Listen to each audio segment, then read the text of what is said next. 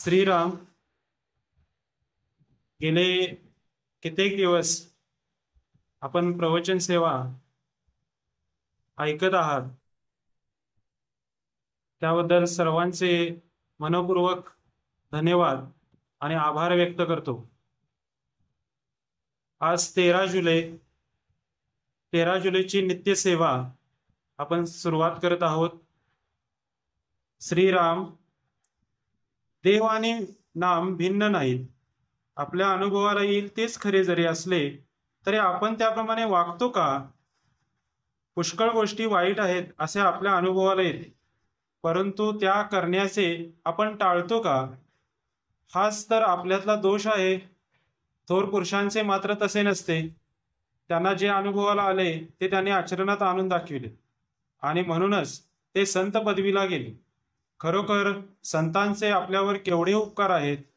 जगातले सुख हे खरे सुख नव्हे, दुःखाने सुखाचा घेतलेला केवळ वेश आहे तो, असे जेव्हा त्यांच्या अनुभवास आले तेव्हा त्यांनी त्या सुखाकडे पाठ फिरवली आणि खऱ्या सुखाच्या शोधाला ते लागले। परमेश्वर प्राप्तीतच खरे सुख आहे असे त्यांना आढळून आले। त्या प्राप्तीचा अगदी सोपा मार्ग म्हणजे ईश्वराचे नाम।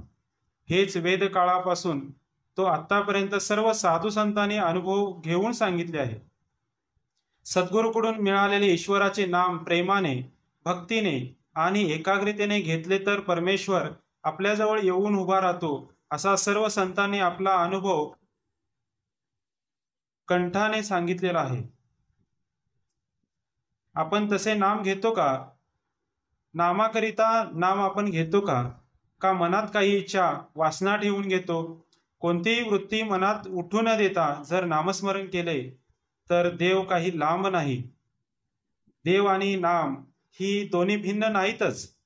नाम म्हणजेच देव आणि देव म्हणजेच नाम। नाम एकदा मुखात आले म्हणजे देव हातात आलाच।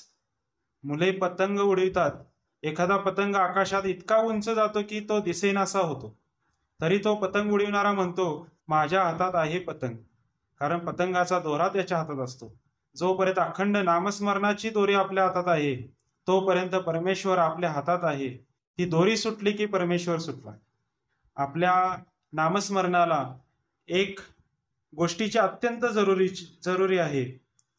आपल्या जीवनात परमेश्वरा वाचून नडते असे जोपर्यंत आपल्याला वाटत नाही तोपर्यंत आपले नामस्मरण खरे नव्हे।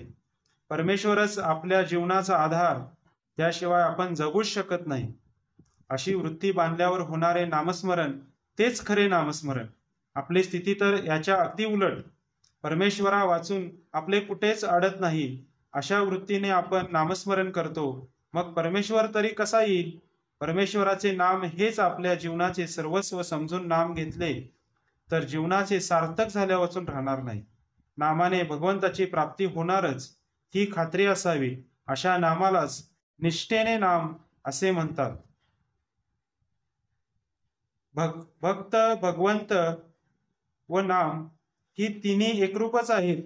जेथे नाम आहे तेथे भक्त आहे व तेथेच भगवंत आहे।